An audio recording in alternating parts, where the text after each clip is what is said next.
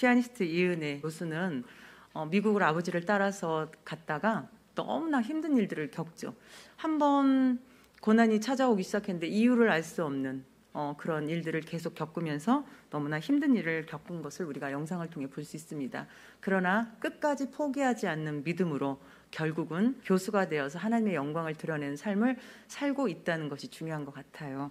오늘 우리가 보려고 하는 이 읽었던 말씀도 마찬가지입니다. 오늘 본문도 어려운 환경 속에서 믿음을 지킨 아브라함이 바로 이 교수님과 매치가 되는 것 같아요. 아브라함은 하나님의 약속을 믿고 가나안 땅으로 이주했습니다.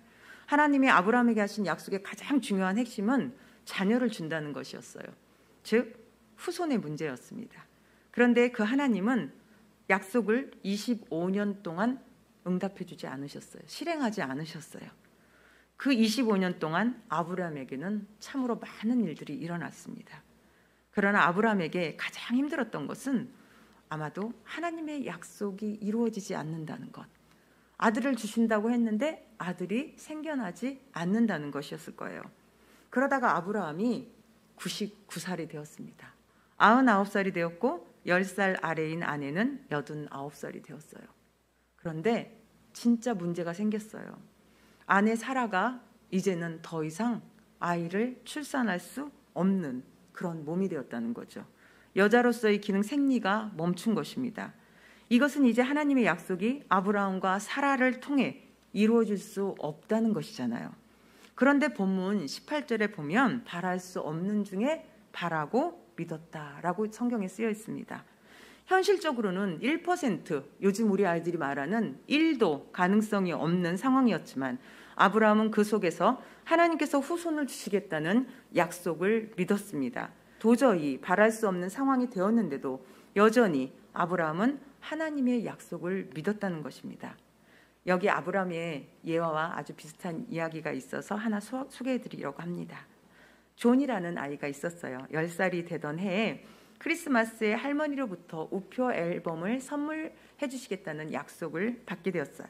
그런데 크리스마스가 다가왔지만 우표 앨범은 도착하지 않았어요. 게다가 아무 소식도 없었습니다. 그런데 놀러온 존의 친구들이 크리스마스 받은 선물을 보여달라고 해요. 존은 부모님이 주신 선물을 하나씩 올려놓고 친구들에게 보여주었습니다. 그렇게 이미 받은 선물들을 다 보여주고 난 존은 빈손을 내밀면서 그리고 이것은 할머니에게 받은 우표 앨범이라고 얘기를 하는 거예요. 이런 아들의 모습을 이상한 눈으로 바라보던 어머니가 말을 했어요. 존, 아직 할머니에게서 우표 앨범이 보내주시지 않았는데 왜 그런 말을 하는 거야? 존은 이상한 얼굴로 어머니를 쳐다보며 말했어요. 할머니는 나에게 우표 앨범을 주신다고 하였으니 이미 받은 것과 같아요.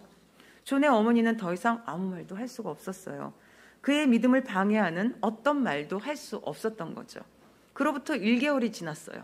그런데 할머니로부터 여전히 연락이 오지 않는 거예요.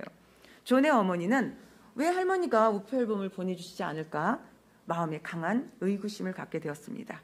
그래서 아들에게 이야기를 했어요.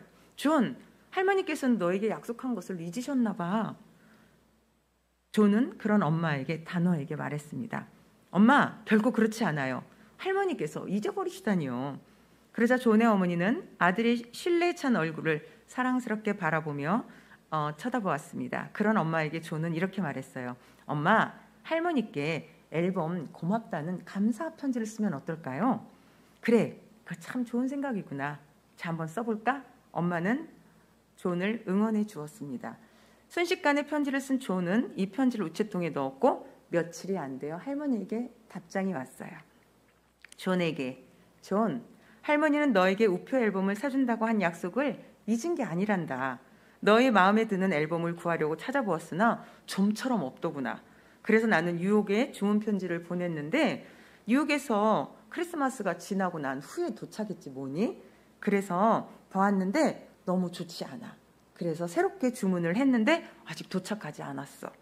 그래서 여기 $3를 너에게 보내니까 내가 마음에 드는 것을 그곳에서 사려무나. 할머니로부터. 이렇게 편지가 온 거예요. 편지를 읽은 존의 얼굴은 승리의 기쁨으로 가득 찼습니다. 엄마, 제가 한 말이 맞지요? 존은 할머니와의 약속을 결코 의심하지 않았습니다. 그가 믿고 기다리는 동안 할머니는 노력하고 있었던 겁니다.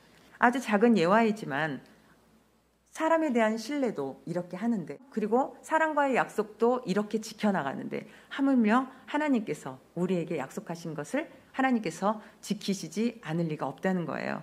하나님은 신실하신 하나님이십니다. 하나님께서는 우리에게 말씀하신 것을 반드시 지켜주시는 하나님이십니다. 단 더 좋은 것을 주시려고 조금 늦을 수는 있어요. 마찬가지로 하나님은 아브라함과의 약속을 잃어버린 것이 아니었습니다. 사람의 시간으로는 25년이 굉장히 길고 고통스러운 시간이었을 거예요. 특별히 어떤 것을 간절히 기다리는 사람에게 그 시간은 더 길고 힘든 시간이죠. 아들을 기다린 그 시간들, 특별히 자신의 나이는 이제 100세를 향해 가고 10살 아래인 아내는 이미 아이를 낳을 수 없는 생리적, 신체적 기능을 상실해버린 지금, 기다림의 시간은 절망의 시간으로 변해버릴 수 있는 그런 상황이었습니다. 그러나 아브라함은 그럼에도 불구하고 믿음이 약해지지 않았습니다. 본문 19절을 다 함께 읽겠습니다.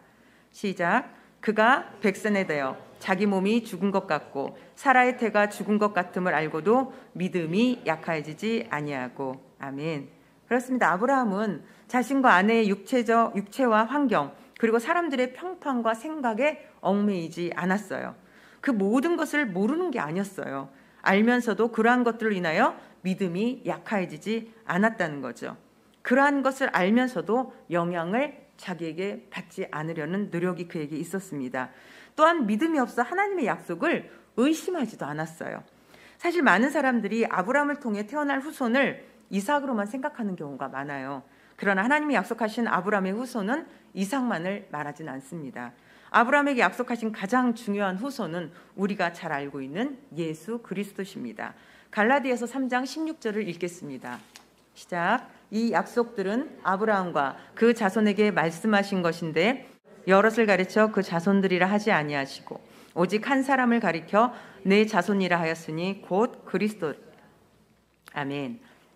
하나님께서 아브라함에게 약속하신 가장 중요한 후손은 바로 모든 인간을 구원할 메시아 하나님의 아들로서 이 땅에 오신 예수 그리스도십니다.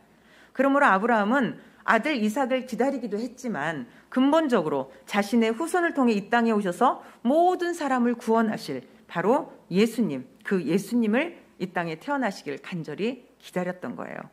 요한복음 8장 56절에 보면 너희 조상 아브라함은 나의 때 볼 것을 즐거워하다가 보고 기뻐하였느니라 라고 예수님이 말씀하셔요.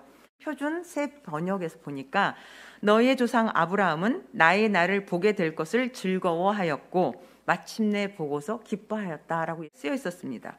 아브라함은 예수님이 이 땅에 오실 것을 믿음으로 이미 보았다는 거예요. 그리고 즐거워하였고 믿었다고 이야기하고 있습니다. 이것을 통해 보면 우리가 우리 육신의 약속, 육신의 소원이 이루어지는 것도 너무나 즐겁고 기쁜 일이지만 무엇보다 우리 주 예수 그리스도를 통한 구원의 역사말로 우리 삶에 얼마나 가장 크고 즐거운 일인지를 알게 되는 이야기입니다. 이처럼 아브라함의 믿음이 귀한 것은 그것이 예수 그리스도를 바라보며 믿는 것이었기 때문에 그것이 더 귀한 것이었습니다. 우리의 믿음은 예수 그리스도의 근거에 있을 때 의미가 있습니다.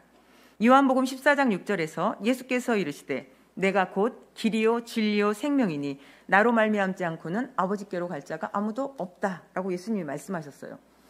하나님을 믿더라도 예수 그리스도를 통해 믿지 않는 모든 믿음은 헛되다고 이야기를 하는 거예요. 하나님과 우리 사이에 다리를 놓아 건너게 할 수 있는 분은 오직 예수 그리스도 한 분이십니다. 그러므로 우리들도 우리 주 나사렛 예수 그리스도를 통한 믿음으로 죄 사함을 받아 구원받고 하나님의 백성이 되고 하나님의 자녀가 되는 복된 우리들이 될 수 있기를 우리 주 예수님의 이름으로 축원합니다. 이 믿음에 있어서 더욱 중요한 것은 의심하지 않고 믿는 믿음을 갖는 것입니다. 흔들리지 않는 믿음을 갖는 것이죠. 야고보서 1장 6절 말씀에 오직 믿음으로 구하고 조금도 의심하지 말라. 의심하는 자는 마치 바람에 밀려 요동하는 바다 물결 같으니 라고 했습니다. 의심하지 않고 흔들리지 않는 믿음을 소유하시기를 부탁드립니다. 믿음이 좋다고 했던 베드로가 예수님을 향해서 그 풍랑이는 바다를 걸을 수 있었던 것은 예수님에 대한 확고한 믿음이 있었기 때문이에요. 그러나 풍랑이 있는 물결을 보았을 때 의심이 그 찾아왔을 때 믿음이 좋았던 베드로는 물속에 빠지는 것을 볼 수가 있습니다. 의심하는 믿음이 아닌 흔들리지 않는 견고한 믿음을 소유하시기를 다시 한번 부탁드립니다. 또한 마지막 때에 우리 주님께 영광 돌리는 믿음을 갖는 것이 중요합니다. 본문 20절을 같이 읽겠습니다. 시작. 믿음이 없어 하나님의 약속을 의심하지 않고 믿음으로 견고해져서 하나님께 영광을 돌리며. 아멘. 아브라함이 믿음의 아버지인 이유는 인간적으로 보기에 절망적인 상황에서도, 아무리 생각해봐도 불가능한 상황에서도, 모든 사람들이 안 된다고 말하는 상황에서도 하나님의 약속을 의심하지 않고 믿었기 때문입니다.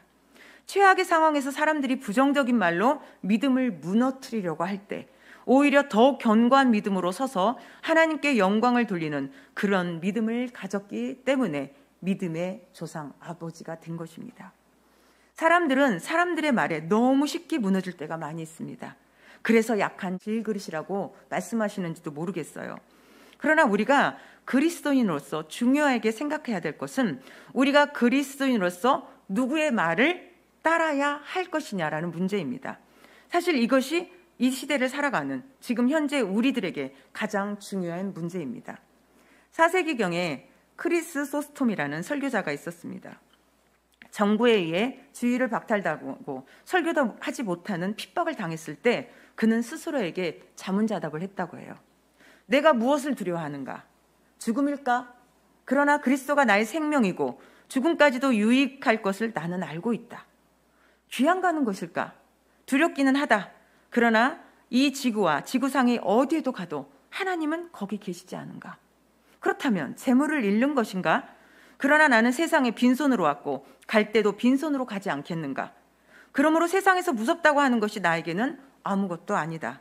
또 세상에 좋은 것도 나는 그저 웃어 넘길 뿐이다. 나는 가난을 두려워하지 않고 재물을 사모하지 않으며 죽음에 위축되지도 않겠다라고 결론을 내렸답니다. 크리스토스톰이 고백했듯이 하나님은 우리의 생명을 주장하시고 세상의 모든 것을 주관하시는 분이십니다. 영원까지도 주장하시는 분이시잖아요.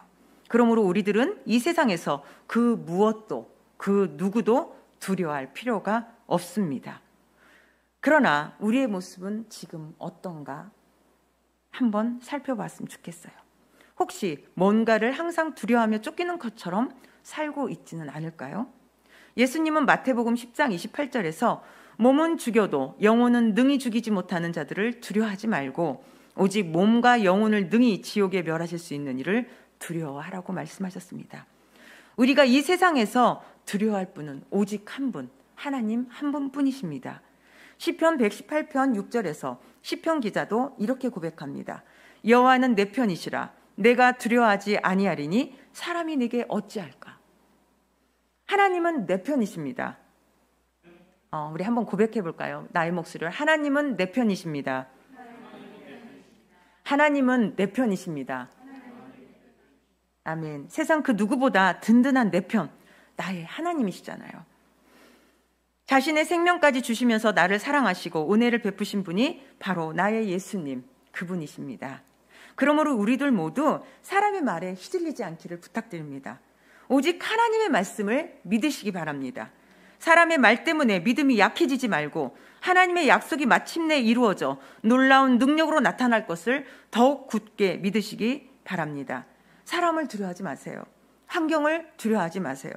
오직 나의 주 예수 그리스도를 통해 하나님을 믿으시기 바랍니다.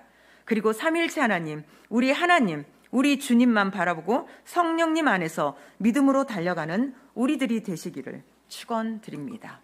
그래서 우리들 모두 더욱더 강건한 믿음으로, 더욱 큰 믿음으로, 더욱 견고한 믿음으로 하나님의 놀라운 능력과 은혜를 온몸으로 경험하고 누리며 사는 우리들이 다 될 수 있기를 우리 주 예수님의 이름으로 다시 한번 축원드립니다. 기도하시겠습니다. 살아계신 하나님 아버지, 오늘도 우리를 구원하시고 하나님께 예배할 수 있는 모든 여건과 환경을 허락하심을 감사합니다. 우리들이 믿음으로 주님 앞에 서서 찬양하고 기도하고 말씀을 들으며 이 예배를 축복하시고 이 예배에 함께하는 모든 성도들을 축복해 주시옵소서. 바라고 원하옵기는 오늘 주신 말씀대로 우리들이 아브라함처럼 흔들림 없는 믿음으로 주님 앞에 서기를 소망합니다. 사람들은 이래서 안 되고 저래서 불가능하다고 말합니다. 그러나 하나님 앞에서는 불가능이라는 단어조차 존재하지 않는 줄 믿습니다. 주님 앞에서는 모든 가능함을 믿사오니 우리의 믿음대로 응답하시고 역사하사 우리의 삶에 놀라운 하나님의 능력, 기적, 표적이 날마다 함께하는 믿음의 삶을 살아가게 하여 주시옵소서. 하나님 아버지, 특별히 우리들의 소중한 지체 하문당 권사님을 위한 우리들의 간구를 들어 주시옵소서. 온전하게 치유하여 주시옵소서. 약으로 인한 모든 부작용을 치유하여 깨끗게 하시며 담도의 암을 치유하시고 담도의 통로가 열리게 하여 주시옵소서. 나사렛 구주 예수의 이름을 명하노니 모든 암으로부터 치유함을 받을지어다. 몸에 있는 모든 암은 성령의 불로 완전히 깨끗하여 질지어다. 모든 암세포가 주님의 권능과 능력으로 다 사라지고 정상세포로 바뀌게 하여 주시옵소서. 우리들이 주보의 이름을 기록하고 날마다 기도하는 모든 연약한 지체들을 위해서 이 시간 기도합니다. 우리 주 나사렛 예수 그리스도의 이름으로 모든 연약한 지체들을 치유하여 주시옵소서. 코로나19 양성 판정을 받고 격리하며 치료 중에 있는 담임 목사님을 이 시간 온전히 치유하여 주시되 아무 부작용도 없고 휴증 없이 치유하여 주시옵소서. 이 땅에 코로나19로 인해 고통받는 모든 사람들에게 동일한 은혜로 치유하여 주시고 이 코로나19를 하루빨리 극복하고 넘어서게 하여 주시옵소서. 오늘도 함께 하시고 축복하심을 감사하며 예수님의 이름으로 기도합니다. 아멘.